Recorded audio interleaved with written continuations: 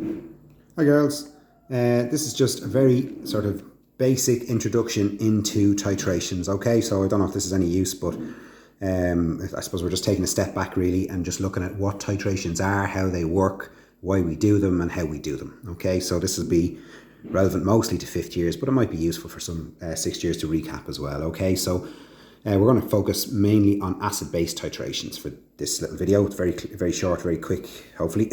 We'll see how we go. I always say that and then it ends up being longer than I thought. But what we do is we take an acid and a base and we react them together and we get a salt and water. So the first example, you guys would have done this for, well, first of all, you would have done it once for junior cert. You might remember you used hydrochloric acid and sodium hydroxide. But the first example you would have done of this is used a standard solution of sodium carbonate, okay? So it's important at this point just to go over what that is. Standard solution is a solution whose concentration is known, and sodium carbonate is also a primary standard, which is a really important definition as well, okay? That's kind of a specific type of standard solution, one that is stable, is soluble in water, and is available in pure form, okay? In other words, we can leave it in the lab for a long time and we know we can rely on it. So anhydrous sodium carbonate is one of those. It's important to remember that has to be anhydrous for reasons we'll go into later.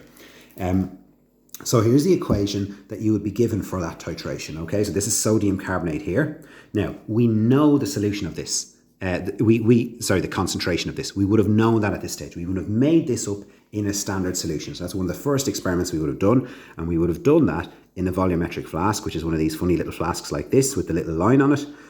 So that's called a volumetric flask. So one of the first things that we would have done is we would have weighed this out, made it up with deionized water into a volumetric flask, and we know what that concentration is. So typically we would have made this up to a concentration of 0.1 moles per litre, but we would have made it up in a 250 centimetres flask, because obviously we don't always do everything in litres.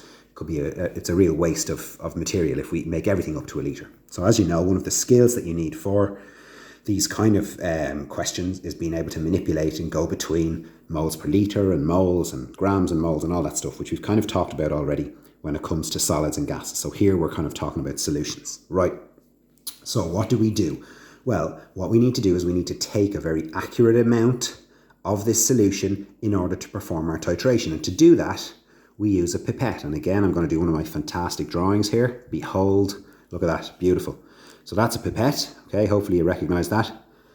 And what we do is we take that pipette, we take 25 centimeters cubed of that in our pipette, and we put it, can you see that, in this conical flask. That's supposed to be a conical flask. I'm going to try that again. That's pretty poor conical flask, even by my standards. Right, that's a bit better. Okay, so we literally take 25 centimeters cubed of that from there, using that, into this. Right, so that's now sitting in there. Right, and there's now 25 centimeters cubed of that. Now, we can work out how many moles we have in there because we know that there's 0.1 moles in a litre, in other words, in 1,000 centimeters cubed here, and now we have 25 centimeters cubed of that solution. So later on, when we do an example of this question, that's going to be the first step that we're going to do. But for now, we're going to carry on because this is really just about the background rather than a specific calculation, which I'll do later. All right, so we now have our sodium carbonate, our standard solution in here. Obviously, we can't do a titration without an indicator. So the indicator that we use for most of our acid-base titrations is methyl orange. The only exception to that is the vinegar titration, which involves phenolphthalein, okay? But methyl orange is the indicator that we use for this. And when we put our methyl orange in there, it'll be a yellow colour, okay? Because it's yellow in base, like that, all right?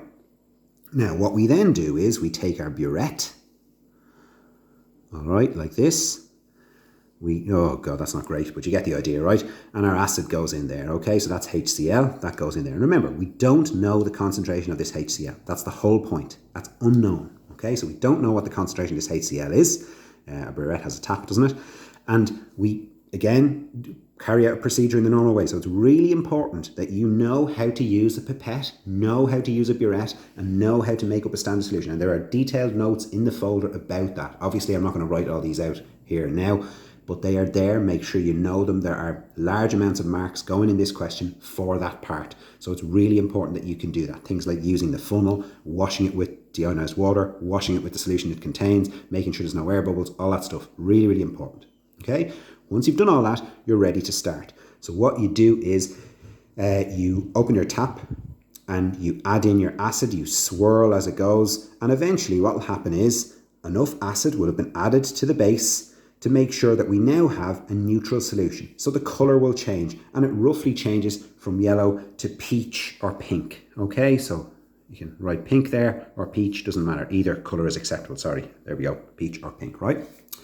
And what you do is you do this titration 3 times, right? Why do you do it 3 times? You do it 3 times because, first of all, you're probably going to overshoot. You're probably going to add in more acid than you really need, and you're actually going to end up with a slightly acidic solution, okay? So let's argue, for argument's sake, let's say that you put in 20.5 centimeters cubed and before the colour changes the first time. Well, you now know that when you get in 20.5 centimeters cubed that you've see a colour change. So what you do is you fill up your burette again, wash out your conical flask, use your pipette to put 25 centimeters cubed of base in there again, and repeat the experiment. And this time, when you get close to around 20, you slow it right down. So you add it drop by drop and swirl continuously like this. And you might find that the second time you only get 20.2 centimeters cubed. And then you repeat it a third time. And when you do it the third time, you might find that you get 20.1 centimeters cubed.